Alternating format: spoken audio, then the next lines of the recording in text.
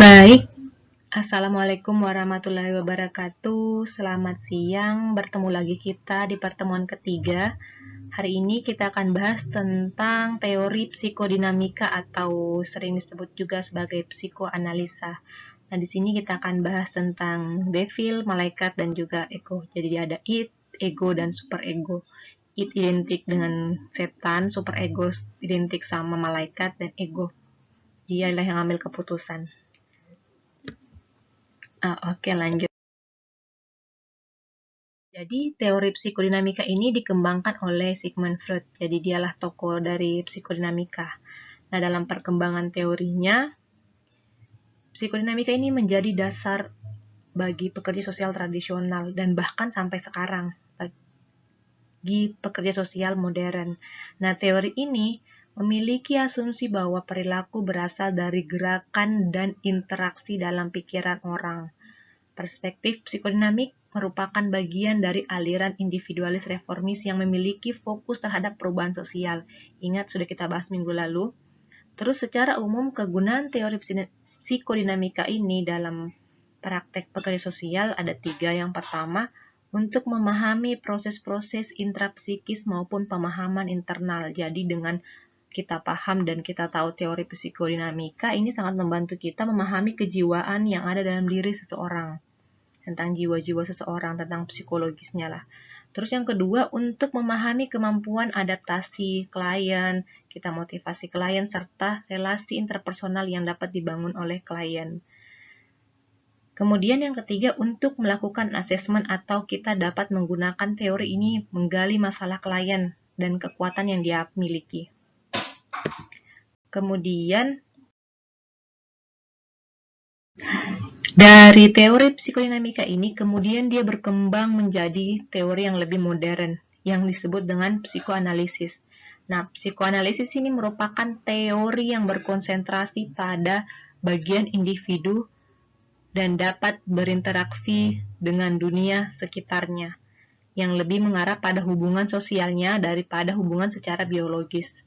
Nah, jadi teori psikoanalisis ini menjelaskan bahwa perilaku seseorang, perilaku klien, perilaku manusia saat ini sangat dipengaruhi oleh bagaimana dia di kehidupan saat masih kanak-kanak. Jadi, orang ini mungkin nakal karena ada masa lalunya di kanak-kanak. Jadi, teori psikoanalisis ini menganggap bahwa orang yang bermasalah sekarang itu karena ada yang tidak ada yang bermasalah atau ada yang karena masa lalunya saat kecil seperti itu.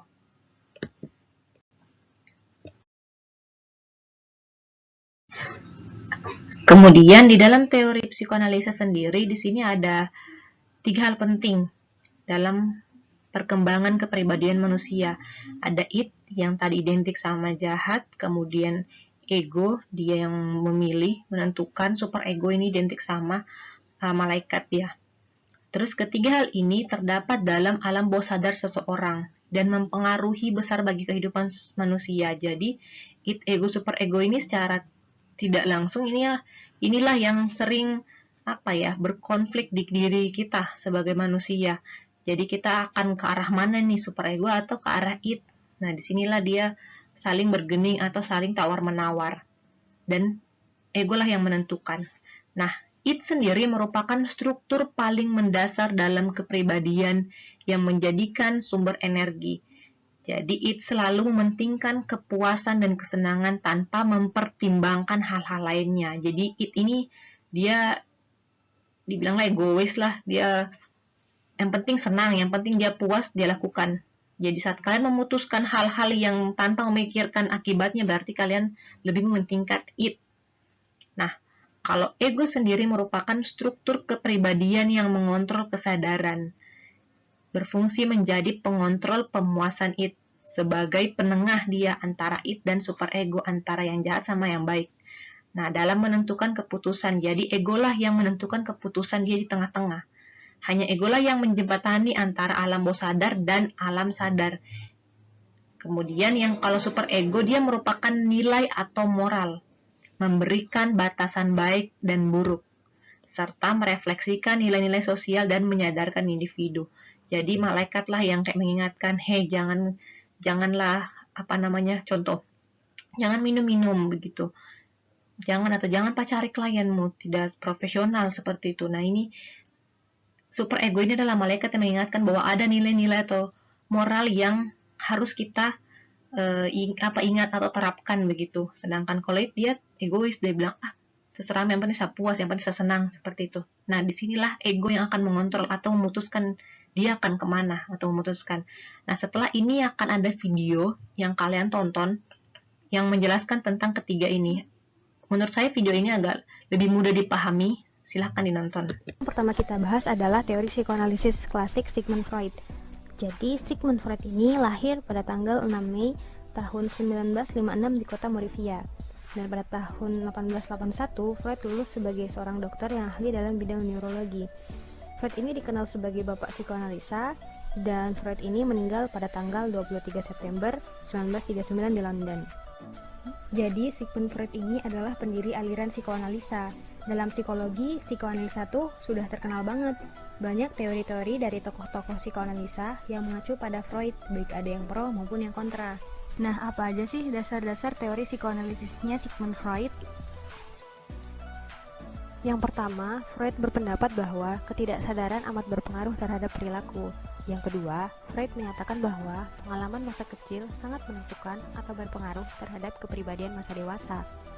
Dan yang ketiga, Freud menyatakan bahwa kepribadian manusia terbentuk berdasarkan cara-cara yang ditempuh untuk mengatasi dorongan-dorongan seksualnya.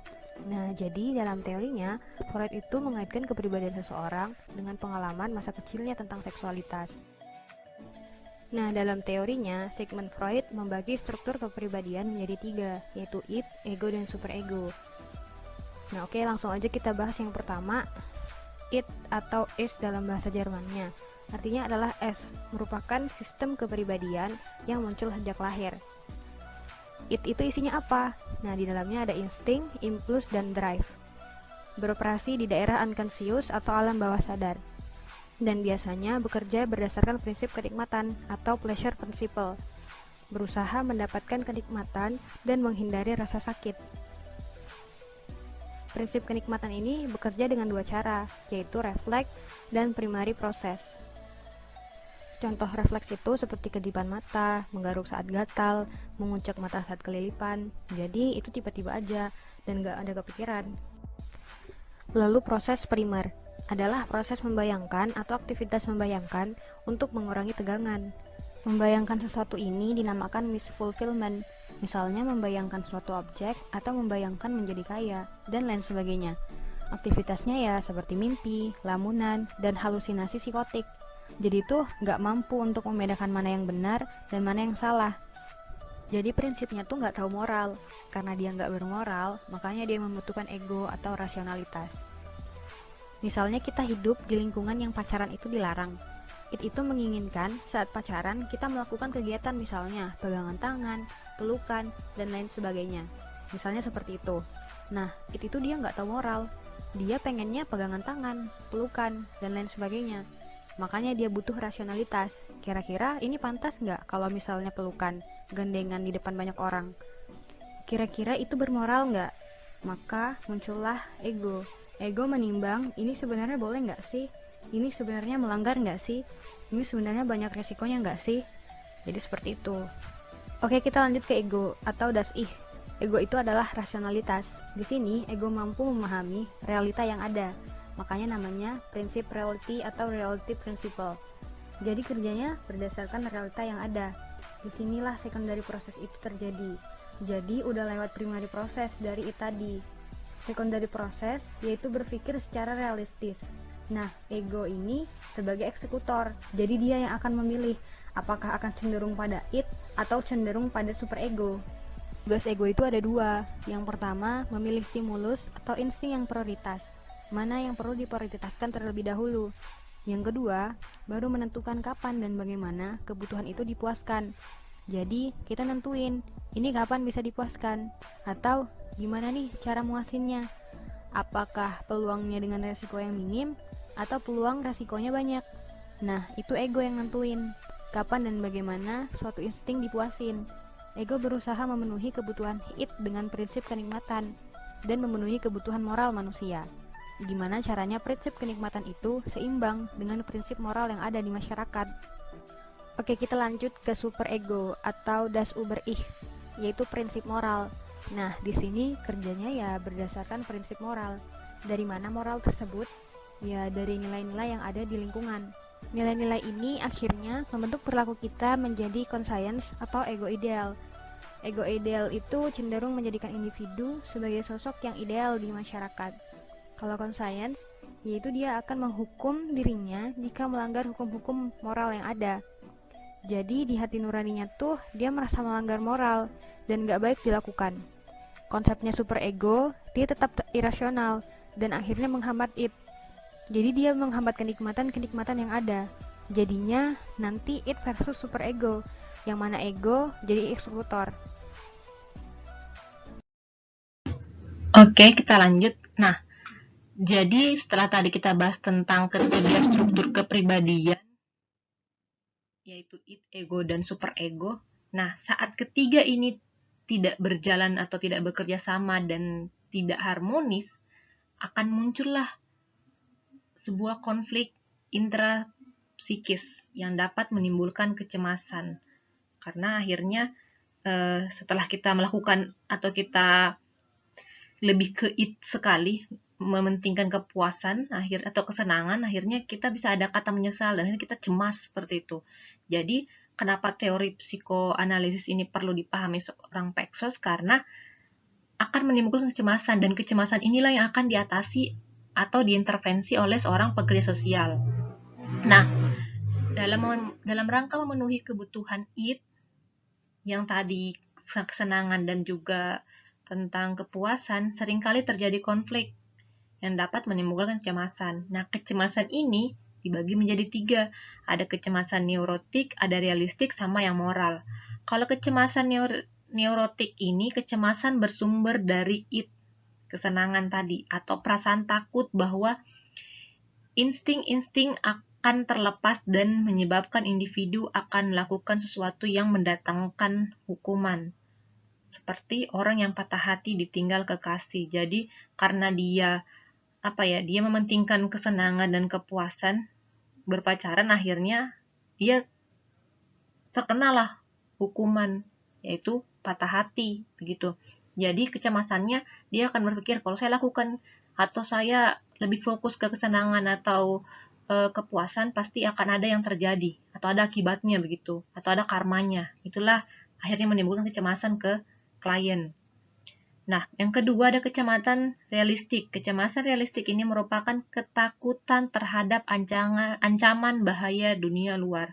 Contohnya orang yang takut digigit ular. Jadi kita akhirnya bisa saja cemas karena ada hal-hal yang bisa jadi kita tidak bisa tangani begitu, seperti ketemu mungkin ular, ketemu buaya hewan ya, bukan buaya darat.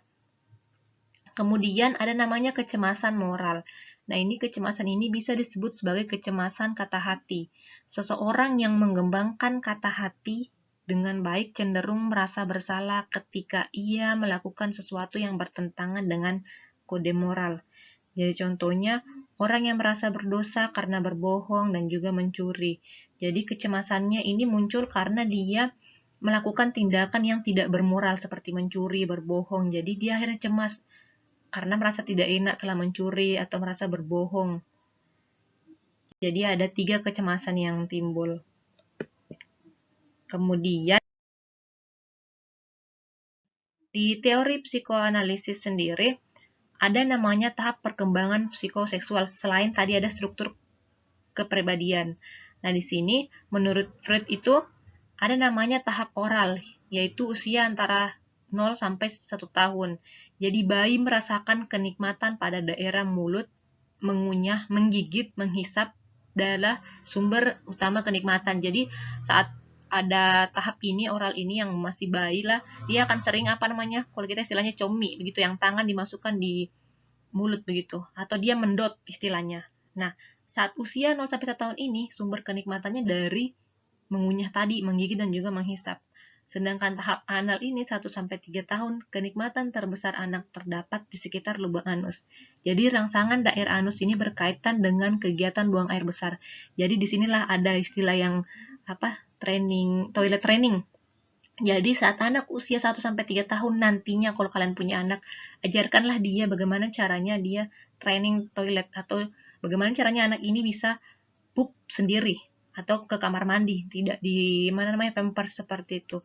Jadi kalau oral tadi tahap kenikmatannya bayi itu saat dia dot, kemudian di anal dia di tahap 1-3 tahun itu di anal atau saat dia sudah berhasil pup, sudah berhasil Kemudian untuk tahap palik ini usia 3-6 tahun, anak mulai menaruh perhatian pada perbedaan-perbedaan anatomik antara laki-laki dan perempuan, terhadap asal-usul bayi, dan terhadap hal-hal yang berkaitan dengan kegiatan seks. Jadi di sini, tahap ini anak-anak akan mulai merasa ada pertumbuhan, walaupun masih kecil, tahap pertumbuhan di antara perempuan dan laki-laki ada perbedaan di situ.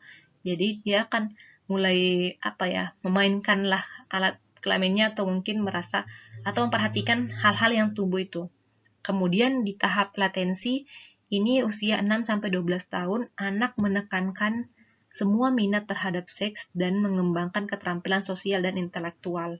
Kegiatan ini menyalurkan banyak energi anak ke dalam bidang-bidang yang aman, secara emosional dan menolong anak melupakan konflik pada tahap palik yang sangat menekan. Jadi, di tahap palik sama latensi ini, makanya kenapa kenakalan remaja itu sangat terjadi di tahap dan di usia tersebut, karena di situ seorang anak akan berkembang psikoseksualnya. Jadi keingintahuannya tentang gender laki-laki dan perempuan, tentang perkembangan yang dimilikinya, entahkah itu pertumbuhan secara fisik ada membesar atau tumbuh, akhirnya itu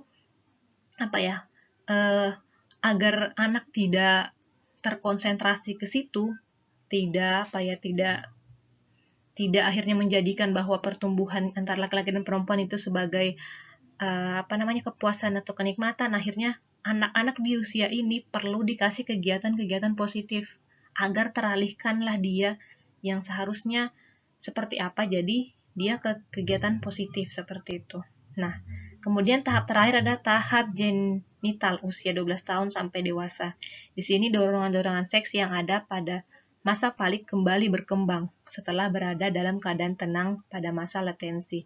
Jadi di sini disinilah mulai kita paham bahwa daerah-daerah tertentu tidak bisa dipegang oleh orang lain. Kemudian mulailah kita pacaran, mulailah kita bertemu sama lawan jenis, suka sama lawan jenis. Dan di sini di tahap latensi ini.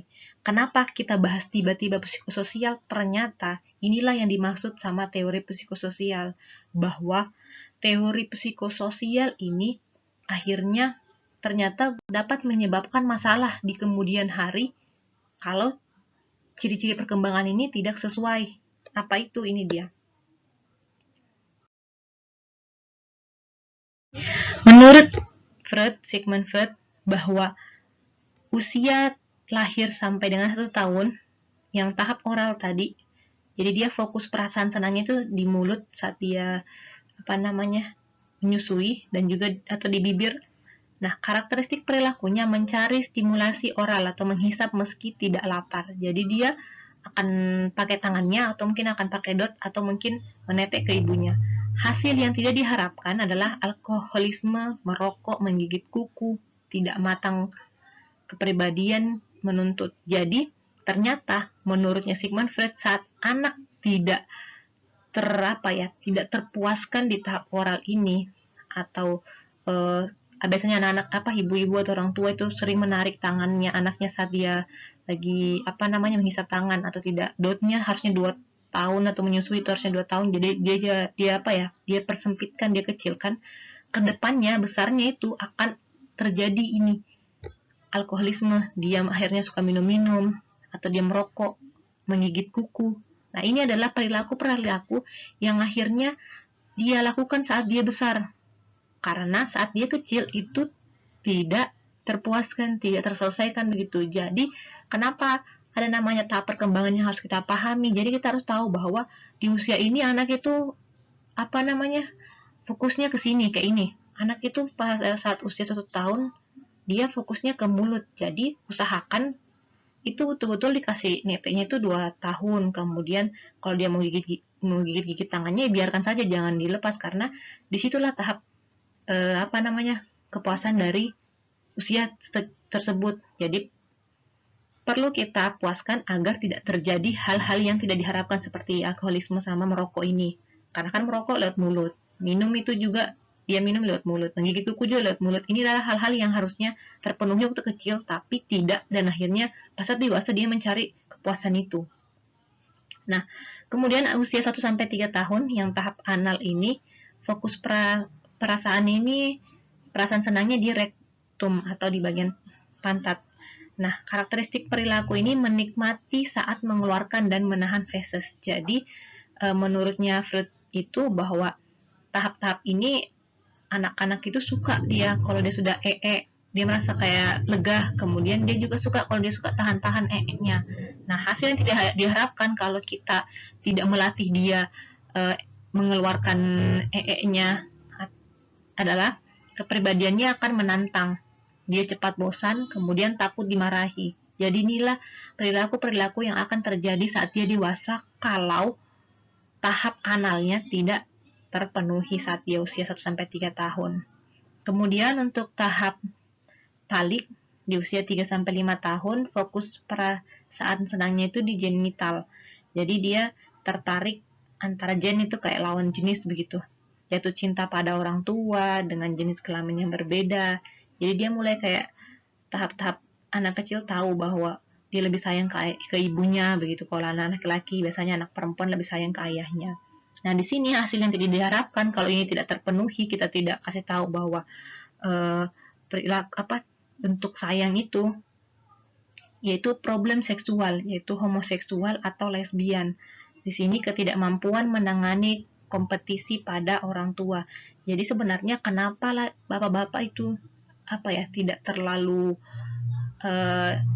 dia harus menunjukkan ke bapak-bapakan ke anak laki-laki biar dia tahu anaknya saat kecil itu bahwa dia itu laki-laki dan dia harus berperilaku seperti itu nanti besarnya. Jadi itulah kenapa terkadang single parent itu ditakutkan akan menimbulkan hal-hal yang tidak diharapkan, karena biasanya kan kalau seumpama anak ini lahir kemudian bapaknya meninggal atau mungkin berpisah sama ibunya, kalau dia anak laki-laki biasanya dia akan melihat ibunya. Nah, kalau ibunya sangat melo terhadap anak laki-lakinya, biasanya akan terjadi hal-hal yang tidak diharapkan ini. Kenapa? Karena dia tidak mendapatkan sosok ayah, sosok laki-laki. Jadi di sini perlu sebenarnya kedua belah pihak orang tua. Kemudian di tahap psikoseksual yang laten sini 6-12 tahun dia mengembangkan kecakapan sosial dan intelektual. Di sini yang mulai kita sekolah untuk untuk bisa bersosialisasi. Kemudian di atas 12 tahun tahap genital, kita membangun hubungan lawan jenis. Di sini mulai pacaran. Di sini hal-hal yang tidak diharapkan sebenarnya di usia ini tergantung dari tahap yang 1-5 tahun itu. Jadi di tahap-tahap 6 tahun sampai 12 tahun ke atas ini akan menimbulkan hasil yang tidak diharapkan kalau ini tidak terpuaskan ini. Tapi ini tidak terpuaskan, di tahap usia 6-12 tahun ini akan terjadi masalah di sini yang ada di sini. Seperti itu. Jadi kenapa perlu dipahami tentang psikoseksual? Karena menurut Sigmund Freud bahwa masalahnya orang dewasa karena ini semuanya alkoholik, merokok, lesbian, terus bosan, takut dimarahi itu karena ada masa kecil yang tidak terpenuhi, ada tahap masa kecil yang tidak terpenuhi.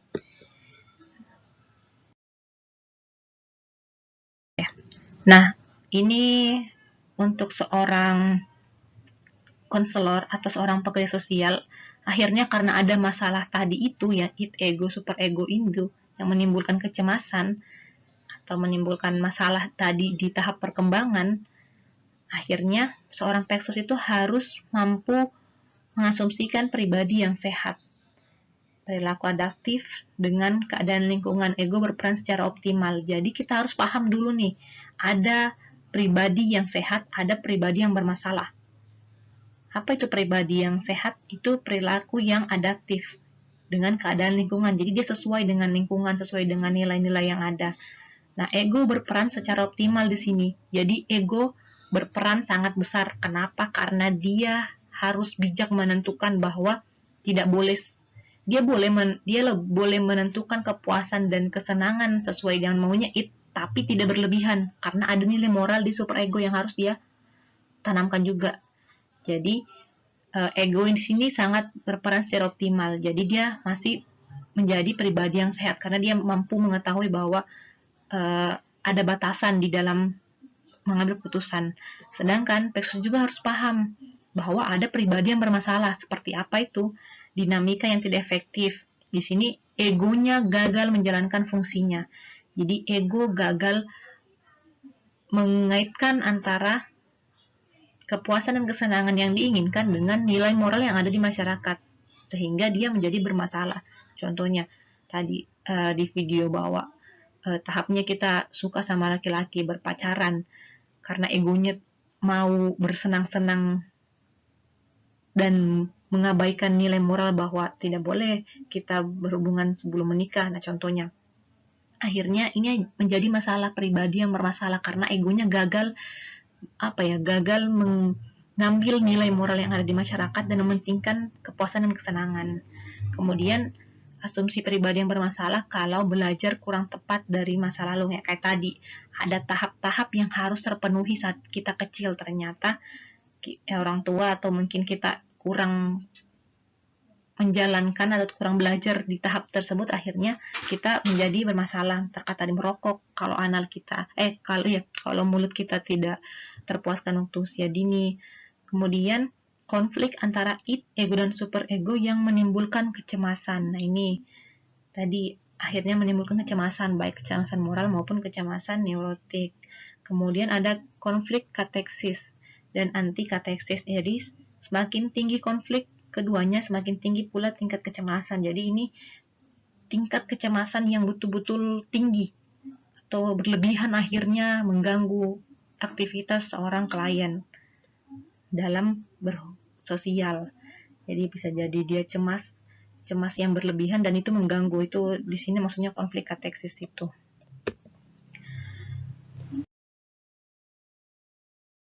Untuk tujuan konseling di sini, jadi untuk tadi masalah yang dihasilkan dari kecemasan, kita perlu konseling. Nah, konseling ini dilakukan oleh Pexos yang tadi disebut dengan konselor. Nah, menjadi konseling itu harus betul-betul dilakukan atau mengikuti kayak kegiatan-kegiatan yang berkaitan sama konseling. Jadi kuliah saja tidak cukup. Jadi kita betul-betul harus mengikuti les konseling. Nah, tujuan konseling sendiri untuk memperkuat ego yang tadi yang menentukan keputusan sehingga perilaku lebih didasarkan pada realitas, bukannya pada hal-hal yang sifatnya insting atau tidak rasional. Jadi kita harus memperkuat ego kita bahwa kita harus rasional. Kita tidak bisa fokus ke kesenangan sama kepuasan dan mengabaikan nilai moral, tidak. Kemudian tujuan konseling yang kedua untuk membuat ketidaksadaran menjadi kesadaran. Jadi yang awalnya agak-agak halu, jadi dia sadar begitu. Terus tujuan konseling agar konseling dapat membuka pikiran si klien sehingga isi ketidaksadaran dapat ditangani dalam terapi.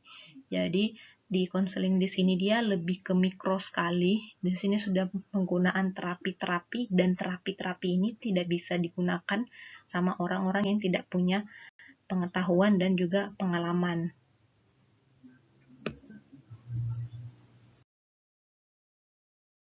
Oke, ini ada 5 peran dan fungsi konselor atau pekerja sosial. Yang pertama, bersikap anonim atau blank screen, menerima apapun. Jadi saat klien curhat, saat klien cerita tentang masalahnya, ya terima saja, jangan menjudge klien apapun, dengarkan dia. Kemudian peran dan fungsi yang kedua, membina hubungan baik. Jadi kita harus baik kepada klien, kita tidak menimbulkan gerakan-gerakan atau wajah kita yang tidak suka dengan masalah klien atau tidak setuju dengan pemikiran klien, kita tetap harus membina hubungan baik. Terus kita mendengarkan dan memperhatikan saat klien menjelaskan masalahnya. Kemudian kita menginterpretasikan, jadi kita mengartikan kira-kira ini masalah klien arahnya kemana. Kita arahkan klien agar dia bisa menceritakan masalahnya lebih dalam lagi atau lebih lengkap lah. Kemudian mengajarkan konseling, sebutan bagi klien, menemukan kesadaran bahwa dia harus realitas, dia jujur, terus hubungan pribadi yang efektif, dan menghilangkan kecemasannya. Inilah tujuan dari konseling dan peran-peran dari seorang Peksos agar menghilangkan kecemasan dari si klien ini.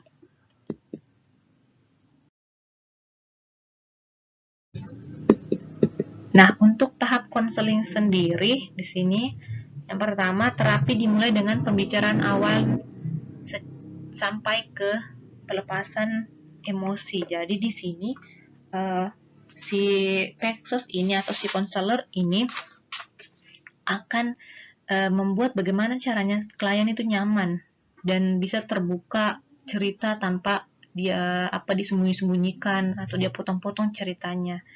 Jadi di sini kita akan menjadi pendengar yang baik, kemudian kita antusias juga mendengarkan ceritanya. Nah, yang kedua, tahap kedua, pembukaan pengembangan transferensi. Jadi di sini pekerja sosial atau si konselor akan membuat klien ini bisa mengeluarkan emosinya atau pengalaman-pengalamannya saat dia merasakan itu. Jadi di tahap ini Peksos harus bisa bagaimana caranya yang dia ceritakan ini klien di masa lalu dia terapkan dengan sama persis dengan yang dialaminya. Jadi kayak contoh, seumpama klien akhirnya masalahnya dia karena punya kecemasan terhadap bisa jadi karena melihat boneka, gila contohnya dia ternyata di masa lalu anak ini pernah melihat boneka yang tangannya lepas atau mungkin dia berdarah-darah, jadi dia kayak trauma begitu lihat boneka ini. Jadi di tahap ini kita harus buat si klien ini mentransfer pengalamannya saat itu, saat dia melihat boneka, saat dia takut melihat boneka, di saat sekarang, saat dia curhat begitu. Nah, ini memang ada trik-trik sendirinya bagi konselor dan ini harus dipelajari. Kemudian tahap ketiga, menerapkan teknik-teknik konseling dalam pendekatan psikoanalisa. Nah, ini akan kita bahas satu persatu di bawah. Teknik-teknik atau terapi-terapi yang dapat dilakukan seorang konselor atau Peksos.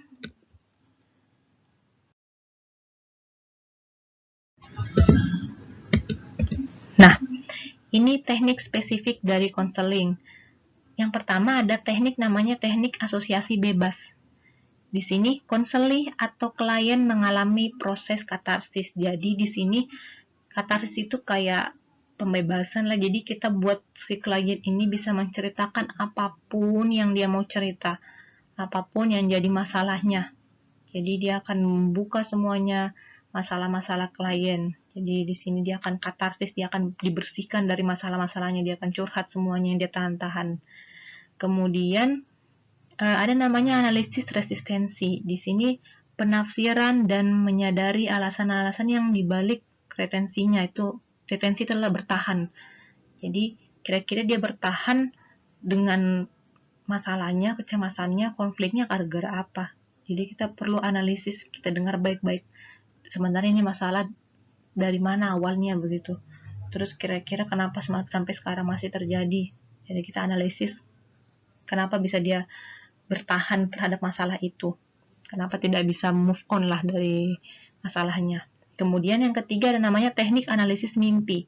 Jadi menurut Sigmund Freud itu mimpi menjadi jalan istimewa menuju ketidaksadaran. Jadi kita tidak hanya menanyakan atau mendengarkan pengalaman klien berdasarkan kenyataan atau yang sudah dialami, tapi kita tanya juga pernah enggak dia sering mimpi enggak dia?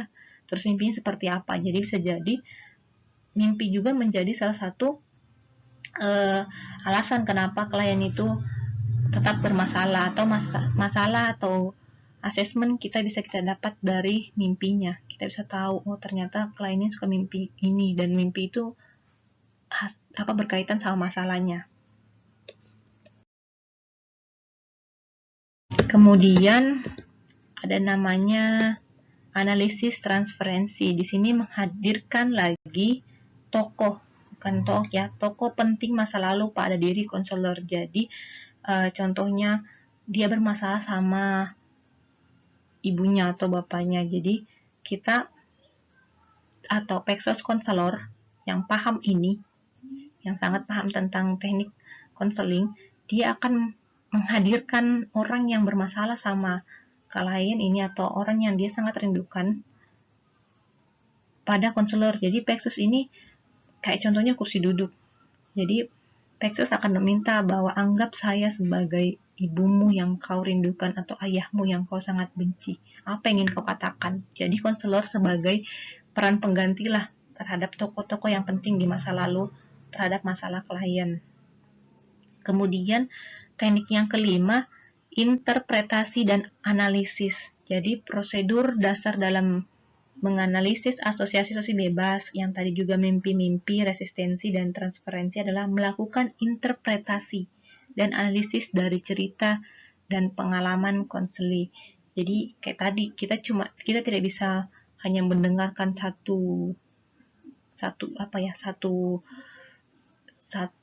cerita saja begitu. Bisa jadi masalahnya tidak hanya karena tahap perkembangan, bisa jadi karena superegonya, atau bisa jadi karena berkaitan sama mimpi-mimpinya begitu, atau tidak karena ada yang buat dia bertahan di masalahnya. Jadi di sini perlu kita analisis dari cerita-cerita dan pengalamannya si klien.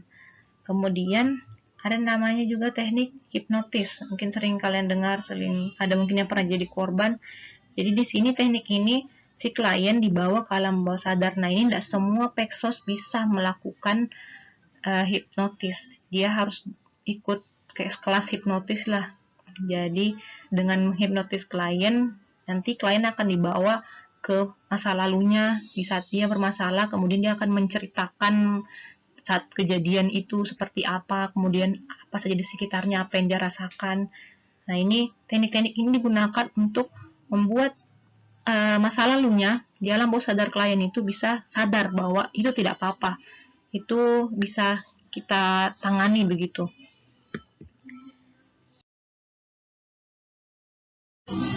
Oke, nah ini analisis teori psikodinamika atau psikoanalisis dalam praktek Pexos. Ini saya akan bahas contoh kasus. Ini seorang Pexos memiliki klien seorang remaja yang mengidap HIV/AIDS karena pergaulannya yang salah. Namanya James. James ini merupakan nama samaran dari klien Pexos. Nah, James ini mengidap penyakit HIV/AIDS atau sering disebut ODA, orang dengan HIV/AIDS. Nah, karena dia telah mengkonsumsi narkoba semenjak James duduk di bangku SMP dan sekarang dia mengetahui bahwa HIV/AIDS telah bersarang di tubuhnya. Nah, dari mulai narkoba hingga HIV/AIDS telah merusak semua lini kehidupan James. Kemudian di sini, nah masalah James ini dapat dilihat dari teori psikoanalisa. Jadi teori psikoanalisa ini membantu banget Pexos dalam mengasesmen. Nah, karena setelah di-assessment, Pexos mendapatkan informasi bahwa keluarga James ini merupakan keluarga yang penuh dengan konflik. Jadi semenjak James kecil, James diasuh oleh pembantunya. Kemudian James hanya bertemu orang tuanya saat hari libur saja, itu pun tidak ada perhatian dari orang tuanya. Orang tuanya telah mengurus sibuk bisnis lah. Akhirnya kurang memberikan kasih sayang, hanya kasih uang saja dan fasilitas dan harta kepada James. Jadi membuat James akhirnya mencari kebutuhan kasih sayang di luar dengan pergaulan dan mengenal dunia kelam narkoba. Jadi dari kasus ini bisa dilihat bahwa kita paham bahwa seorang James ini, dia kenapa jadi ODA dan juga menggunakan narkoba. Ternyata di masa lalunya dia tidak terpenuhi kasih sayang dari orang tuanya. Jadi intinya di teori psikoanalisis ini kita dapat menggunakan pengalaman-pengalaman atau interaksi masa lalu klien di masa kanak-kanak atau di masa kecil untuk mengetahui kenapa dia bermasalah di saat ini. Seperti itu.